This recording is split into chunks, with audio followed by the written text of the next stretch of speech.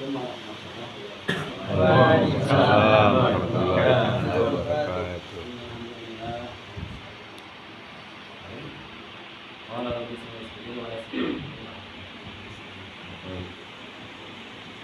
Alhamdulillah, syukur Allah yang mana pada malam hari ini kita bersama-sama melaksanakan perintah Allah Subhanahu wa Ta'ala, yaitu sholat maghrib secara berjamaah. Sholat adalah perintah Allah Subhanahu wa Ta'ala, berjamaah adalah salah satu sunnah Rasulullah Sallallahu alaihi wasallam. Masih banyak saudara-saudara kita yang melaksanakan perintah Allah namun mereka sholat maghrib. Karena mereka tidak tahu, mungkin karena mereka lemah iman dan mungkin karena jauh dari masjid. Salam dan salam kita haturkan kepada junjungan kita Habibana Rasulullah Muhammad sallallahu alaihi wasallam. Karena dengan perjuangan beliau dan para sahabat yang diteruskan oleh para tabi'in dan para wali-wali Allah, maka agama Islam nyampai ke tempat kita ini. Dan alhamdulillah kita ditakdirkan menjadi orang Islam. Mudah-mudahan Islam kita ini terbawa sampai akhir hayat kita nanti. Amin. Karena banyak kejadiannya, lahirnya Islam, orang tuanya Islam, lahir dalam keadaan Islam. Tahu-tahu dalam kehidupan di dunia ini dia menjadi tak keluar dari Islam. Begitu juga lahirnya Islam, kehidupan sehari-hari Islam, tahu-tahu ketika meninggal dunia tidak membawa iman dan Islam. Mudah-mudahan kita dihindarkan dari sifat yang sedemikian. Ini Allah. Sesungguhnya Allah Subhanahu wa Ta'ala meletakkan kejayaan umat manusia ini hanya ada dalam agama yang sempurna. Banyak sekarang saudara kita mengamalkan agama, namun tidak sempurna. Contohnya tadi seperti sholat 5 waktu. Memang mereka mengamalkan, melaksanakan sholat 5 waktu, namun mereka tidak sempurna sholat di masjid. Jadi kita belajar karena kewajiban belajar ini bukan dari 7 tahun sampai 20 tahun atau 15 tahun.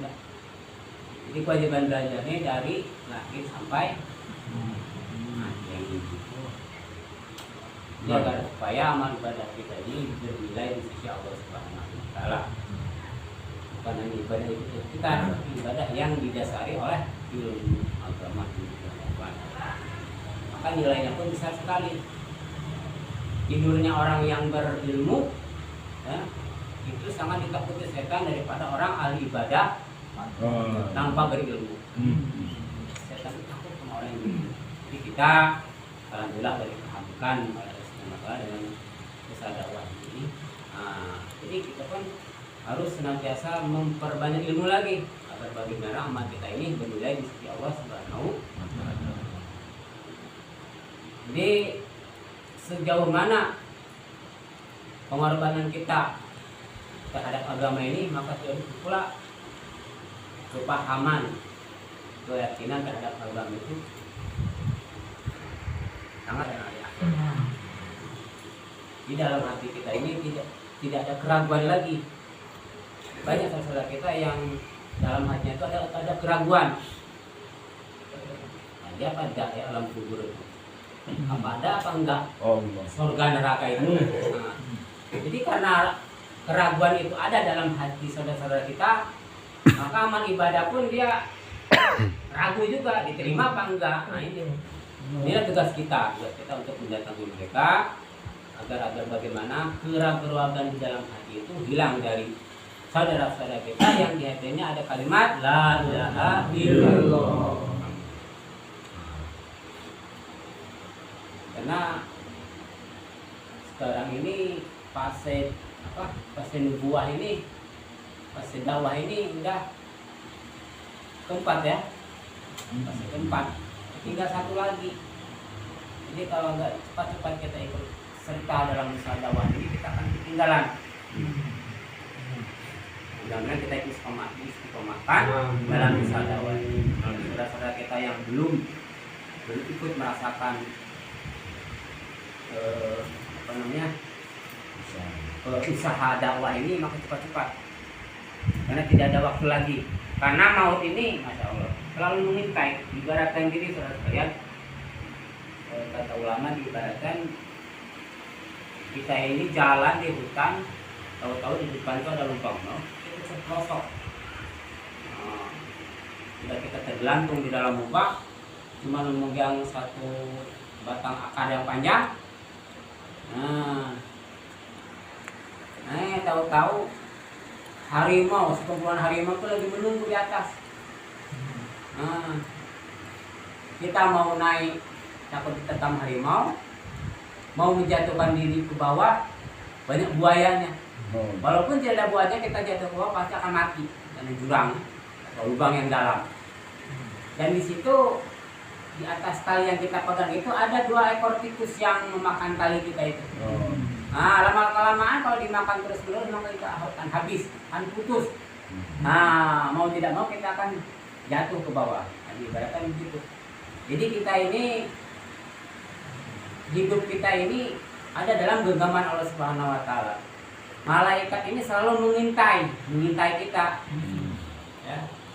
Baik dimanapun kita berada, mau di tempat kerja, mau di tempat di mana saja, mau selalu mengintai. Dan hari-hari kita ini selalu akan habis, dimakan siang dan malam. Itulah tikus, gambaran tikus. Tikus putih itu siang hari, tikus hitam itu malam hari. Lama-kelamaan kita umur kita hakikatnya bukan nambah tapi mengurang. Contoh kita target kita umur kita 60. Bila diambil misalnya kita keluar belajar 3 hari atau 40 hari, berkuranglah umur kita selama 40 hari, selama 3 hari. Hakikatnya mengurang. Jadi makin dekat umur kita, waktu kita untuk dipanggil oleh Subhanahu wa taala. Jadi mari cepat-cepat perbaiki amal ibadah kita, perbaiki iman kita, agar bagaimana kalimat yang berharga yang selama ini sangat didamba-dambakan oleh saudara-saudara kita, saudara-saudara seketurunan Nabi Adam alaihissalam, itu sangat mendambakan kalimat la ilaha illallah. Jadi ada saudara-saudara kita yang keluar di Jepang, karena orangnya menurut kabarnya. Jadi orang Jepang ini alhamdulillah dapat hidayah untuk jemaah tabligh ini.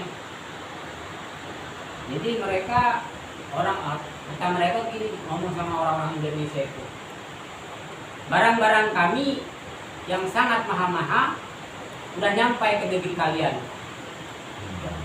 Kalau Jepang itu apa aja udah nyampe ke tempat kita. Tapi mengapa kalian yang punya kalimat yang lebih besar daripada bikinan kami semua ini, kalimat la ilaha illallah, tidak sampai kepada kita? Apa yang terjadi? Akhirnya bapak kita, bapak kami semua, kakek-kakek mati dalam keadaan tidak membawa kalimat iman. Jadi kita ini ditunggu-tunggu sekali oleh saudara-saudara kita yang ada di luar negeri sana. Alhamdulillah berkat geraknya jamaah tabligh ini, banyak saudara-saudara kita yang umum Islam, tadinya agama-agamaan ya, Kristen, Hindu dan lain sebagainya. Sekarang banyak yang tertarik karena Islam ini agama yang mudah dicerna, mudah dipahami. Banyak sekarang berbondong-bondong orang-orang luar agama Islam masuk ke dalam agama Islam. Ya, kalau bagi orang yang senang membuka YouTube, ada perkembangan Islam di luar negeri. Jadi itulah, umur kita itu senantiasa akan habis dari makan waktu. Jadi mumpung kita ini ada kesempatan dalam dunia ini, kita cepat-cepatlah tingkatkan amal ibadah kita, bertobat, tobat kepada Allah Subhanahu wa taala. Satu-satunya jalan yang jalan pintas lah istilahnya, mari kita sama-sama istiqomahkan dalam dakwah ini. Bagi yang belum melaksanakan keutamaan manfaat dakwah ini, mari kita sama-sama bergabung. Belajar insya Allah 3 hari aja. Insya Allah. Nanti di A2 ini pindah satu masjid lagi, insya Allah setelah kedua. Kalau misalnya malu keluar di kampung sendiri, ya nggak boleh serta dengan jemaah ini menemani selama 3 hari aja. Insya Allah ada niat. Insya Allah. Yang belum. Insya Allah. Jadi itulah. Jadi dakwah ini diibaratkan kita ini menangkap hindu ayam. Misalnya kita punya ternak ayam kan, 10 misalnya. Kita mau mengambil ayam-ayam itu kalau pulang ke kandangnya. Karena sibuk dia cari makan, maka kita susah untuk menangkap. Satu-satunya jalan agar mudah ditangkap, maka kita ambil induknya. Maka dengan mudah kita akan mengambil anak. Begitupun kita amal agama ini. Apabila kita mengamalkan agama, sholat, zikir, puasa, zakat dan sebagainya, itu memang pertama kan waktu kita kejadian baru-baru memang semangat, tapi lama-lama akan ada sifat jenuh. Jenuh kalau kata Mas nama cangkel, kesal. Kesal. Itu. Tapi kalau kita ambil usaha dakwah, ya nanti itu yang seperti kita ini di shop 3 hari setiap bulan itu ibaratkan ngecas. Ibaratkan kita punya aki di rumah, kalau dipakai terus kan, pakai lampu, pakai musik, pakai itu, pakai ini, lama-lama kan habis. Maka dicas itu tahun cas lagi 2 hari, insya Allah atau 3 hari penuh lagi. Begitupun kita, karena lemahnya iman, karena suasana kita ini tidak sama seperti suasana zaman Rasulullah dan para sahabat, banyak kemungkaran, banyak kemaksiatan. Nengok sebentar keluar, lewat kemaksiatan. Dengar sebentar, kemaksiatan. Karena berkurang. 1 bulan kita seperti itu, maka lama-lama kan berkurang. Dengan kekurangannya iman itu, kita akan lemah iman kita. Karena lemah iman kita, ibadah pun akan jadi malas. Tadinya istiqomah berjamaah ke masjid, karena imannya jadi lemah, maka sholatnya pun jadi di rumah. Nah, itu bergabung dengan saudara-saudara kita yang gerak seperti gerak kan baru ini. Kita bergabung 3 hari. Dan bukan hanya di sini saja, di Kabupaten Merangin ada markasnya, markas kabupaten namanya. Bukan di pos bukan di masjid, tapi dibilangnya markas masjid. Perkumpulan jemaah tabligh. Setiap seminggu sekali ada pertemuan di sana. Nah, halaqahnya ada di B5. Itulah istilahnya keutamaan atau keuntungan ikut usaha dakwah ini. Karena keuntungan khairul ummah itu sudah dinas dalam Al-Qur'an dikatakan ta'muruna bil ma'ruf wa tanhauna 'anil munkar wa tu'minuna billah. Kita ini adalah umat yang terbaik. Nah, tidak akan terbaik kalau tidak mendakwakan agama. Ta'muruna bil ma'ruf wa tanhauna 'anil munkar, mengajak kepada kebaikan dan mencegah daripada kemungkaran. Itulah bedanya dengan umat-umat terdahulu. Kita ini ada kewajiban amar ma'ruf nahi munkar, mengajak kepada kebaikan dan mencegah daripada kemungkaran. Kalau kita tidak amar ma'ruf nahi munkar, maka kalah kita dengan ibadah umat-umat terdahulu. Umat-umat terdahulu umurnya panjang-panjang. Nabi Nuh alaihissalam juga umurnya 900 tahun. Lah kita kayak apa nanti kalau dikasih umur 900 tahun? Ya kan 900 tahun, 60 tahun pun udah banyak yang tidak berdaya, tidak kuat apa-apa. Maka agar mengejar pahala atau keutamaan umat terdahulu, maka umat akhir zaman ini ada kewajiban amar ma'ruf nahi munkar. Mengajak kepada kebaikan, mencegah daripada kemungkaran. Menurut para ulama, kemungkaran pada zaman sekarang ini yaitu meninggalkan sholat. Ya maaf ngomong ya, saya bilang kan, saya di tambang emas kan. Setiap kita mau sholat maghrib, saya hitung masalah ada 20 orang. Yang sholat paling 2 orang, 3 orang. Tapi di hati mereka tuh ada kalimat la ilaha illallah, Islam ngakunya. Saya menjadi pikir, ya Allah, bagaimana ini saudara-saudara kita ini? Ini kewajiban kita untuk mengajak mereka agar bagaimana sama-sama melaksanakan segala perintah-perintah Allah dan menjaga segala larangan-larangannya. Nah, inilah keutamaan mengajak kepada kebaikan. Itu kewajiban kita yang sudah tahu. Nanti kita akan didakwa di mahkamah Allah Subhanahu. Kita akan ditanya. Sepertinya kita punya tetangga nih, tetangga kita ini Allah Akbar. dah mau sholat, jarang sholat. Kadang-kadang ya itulah kalau Islam KTP katanya. Nah itu nanti didakwa kita akan ditanya. Misalnya, baik, nah, nomor sekian masuk surga. Nah, tunggu dulu kata tetangga saya itu kan. Tunggu dulu. Dia itu tetangga saya, memang dia sering sholat, tetangga saya. Tapi kenapa dia masuk surga, sedangkan saya enggak? Nah, dia ke surga karena dia punya amalan yang baik. Nah, karena sedangkan kamu sholat enggak, nah, Islam hanya pengakuan. Tidak salah dia itu kenapa dia tidak ngajak saya waktu di dunia dulu. Nah itu. Benar ya Allah. Saya pernah mengajak kata saya waktu itu. Ampun ya Allah. Kan? Ya kenapa nggak diajak lagi? Mau siapa tahu ajakan yang ketiga, keempat, kelima sampai kesekian kalinya mungkin saya akan ikut. Nah, jadi intinya, Allah. ini intinya menasihati dari diri saya sendiri nih ya. Benar ya Allah. Karena ini kita saling mengingatkan. Benar ya ya. Allah. Berarti ini saya udah baik enggak? Benar. Banyak kekurangan saya juga ini. Ampun ya Allah. Nah, saya kedua tiga ini belajar ada kemampuan untuk mengajak tetangga terdekat masuk saya.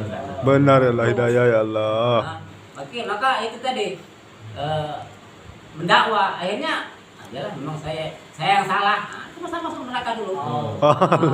Dan itu Benar ya Allah. jangan ini Benar ya Allah. dan sebagainya.